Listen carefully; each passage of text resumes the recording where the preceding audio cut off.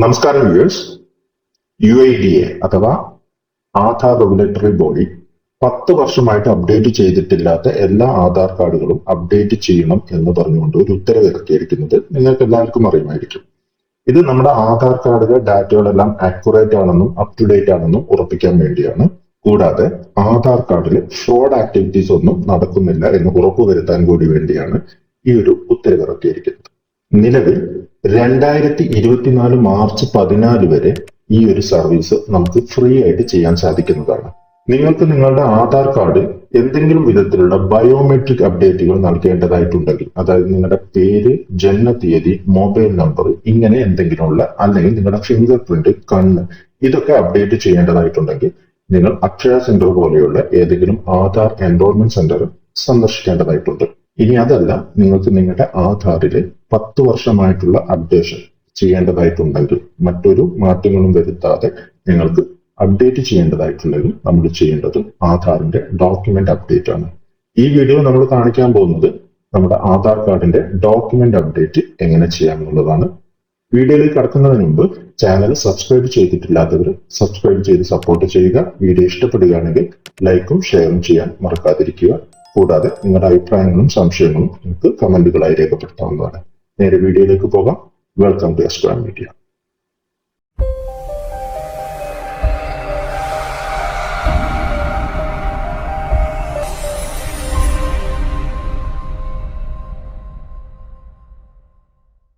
Document update ചെയ്യാനായി നിങ്ങൾ browser open ചെയ്തതിനു ശേഷം myAadhar.uida.gov.in എന്ന വെബ്സൈറ്റ് അഡ്രസ് ടൈപ്പ് ചെയ്യുക. എന്റർ പ്രസ് ചെയ്യുക. തുടർന്ന് വരുന്ന പേജിൽ ലോഗിൻ എന്നുള്ള ബട്ടണിൽ ക്ലിക്ക് ചെയ്യുക.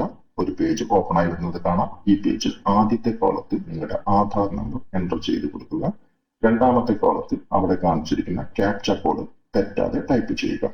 അതിനുശേഷം താഴെയുള്ള ലോഗിൻ വിത്ത് OTP എന്നുള്ള ബട്ടണിൽ ക്ലിക്ക് ചെയ്യുക. ഇപ്പോൾ നിങ്ങൾ ആധാർ രജിസ്റ്റർ ചെയ്തിരിക്കുന്ന മൊബൈൽ നമ്പറിൽ ഒരു OTP വരുന്നതായി കാണാം. ആ ഒരു OTP നമ്പർ ഇവിടെ എൻ്റർ ചെയ്ത് കൊടുക്കുക. ശേഷം താഴെയുള്ള ലോഗിൻ എന്ന ബട്ടണിൽ ക്ലിക്ക് ചെയ്യുക. ഇപ്പോൾ നിങ്ങൾ ആധാറിന്റെ സൈറ്റിലേക്ക് പ്രവേശിക്കുന്നതായി കാണാം. അവിടെ ഇടതുഭാഗത്തായി കാണുന്ന ഡോക്യുമെന്റ് അപ്ഡേറ്റ് എന്നുള്ള ബോക്സിൽ ക്ലിക്ക് ചെയ്യുക. തുടർന്ന് വരുന്ന പേജിൽ താഴെയുള്ള നെക്സ്റ്റ് ബട്ടണിൽ ക്ലിക്ക് ചെയ്യുക. അടുത്ത പേജിലെയും താഴെയുള്ള നെക്സ്റ്റ് ബട്ടണിൽ ക്ലിക്ക് ചെയ്ത് കൊടുക്കുക. ഇവിടെ നിങ്ങളുടെ ഡെമോഗ്രാഫിക് ഡീറ്റെയിൽസ് വെരിഫൈ ചെയ്യാനാണ് പറയുന്നത്. വെരിഫൈ ചെയ്തതിനു ശേഷം താഴെയുള്ള I verify that about details are correct എന്നുള്ള ബോക്സിൽ ടിക്ക് മാർക്ക് ചെയ്തതിനു ശേഷം നെക്സ്റ്റ് ബട്ടണിൽ ക്ലിക്ക് ചെയ്യുക. ഇവിടെ നിങ്ങൾ സപ്പോർട്ടിംഗ് ഡോക്യുമെന്റ്സ് അപ്ലോഡ് ചെയ്ത് കൊടുക്കുകയാണ് വേണ്ടത്. ഡോക്യുമെന്റ് സൈസ് 2 MB ആയിരിക്കണം. JPG, PNG, PDF ഫോർമാറ്റുള്ള ഡോക്യുമെന്റ്സ് ആയിരിക്കണം. ഡോക്യുമെന്റ്സ് സ്കാൻ ചെയ്ത് സിസ്റ്റത്തിൽ കയറ്റിയതിനു ശേഷം നിങ്ങൾ ചെയ്യേണ്ടത് ആ ഡോക്യുമെന്റ്സ് അപ്ലോഡ് ചെയ്ത് കൊടുക്കുക എന്നുള്ളതാണ്. ആദ്യമായി ചെയ്യേണ്ടത് പ്രൂഫ് ഓഫ് ഐഡന്റിറ്റി ആയിട്ടുള്ള ഒരു ഡോക്യുമെന്റ് അപ്ലോഡ് ചെയ്യുക എന്നുള്ളതാണ്.